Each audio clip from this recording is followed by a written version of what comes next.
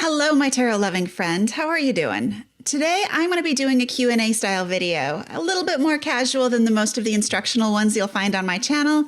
But if you don't know me, I'm Angie from The Simple Tarot, and this is all about helping you learn how to read tarot cards so that you can use them as tools for creativity, personal development, self-care, and just some plain old fun.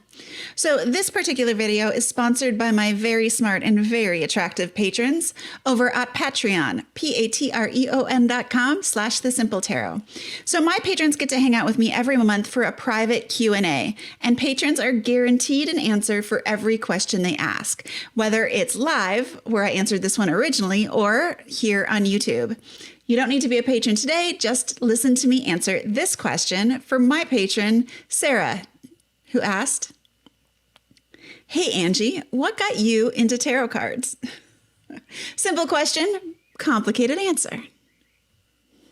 So I originally became interested in tarot in my 20s, probably even earlier, and I got my first deck then and tried to memorize the cards, quickly gave up, never even read spreads or anything like that. It was just too much, too complicated. I had too many expectations for myself and for what actually tarot meant.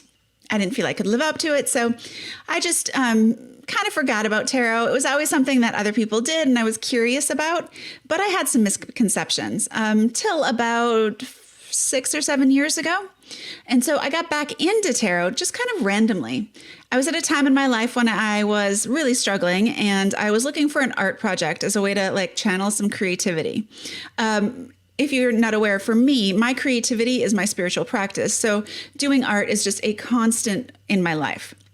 But I was looking for a new art project, new creative spiritual project, and I was also just struggling in every other area of my life. So I went on a date with a very handsome man, and he introduced the Shadowscapes tarot deck. It was just sort of a way to pass the time. I think this was maybe our third date. Really lovely, but he showed me the pattern and the logic behind the cards, and my brain went, whoa. I really love organizing data and information. So once I understood that there was pattern and logic behind the numbers, behind the suits, behind the Fool's journey through the major arcana, everything about the symbolism of it, I quickly became obsessed. And tarot quickly became my art project. So I started going through the traditional Rider-Waite-Smith deck and just creating artwork based on each of the cards. And as I did that, I really thought a lot about the symbolism, the usefulness of tarot. I don't even know that I learned the meanings so much as I inhaled them because I really quickly became very obsessed. So once I knew the card meanings and I started seeing how powerful it was, I started using it in my own life for things like journaling. I've been a writer since forever, so I journal every morning. And when I integrated tarot into my journaling practice, my life just changed. I was able to see patterns and behaviors that had become habitual and just things that I thought were normal. I was quickly able to be called out by the tarot to see that they were not normal, nor were they things that I wanted in my life. So I frequently see that tarot does that. It calls you on your BS. Well, for me, I had a lot of BS. So tarot had a lot of work to do. But I was just overwhelmed by how useful tarot was for solving every problem. Whether it's a relationship problem, a financial problem, like a personal development problem, whether it's looking for creativity or anything, there is a way to use tarot to get more clarity about this situation and then to find your way out of it.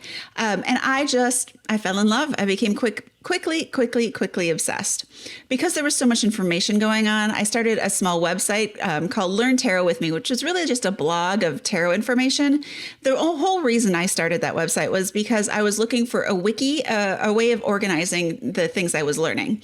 So I was hanging out with some friends and they were like, tell me about this tarot thing. And I just couldn't find the information. So I needed a searchable database of the tarot card meanings, especially in the beginning before I really learned them.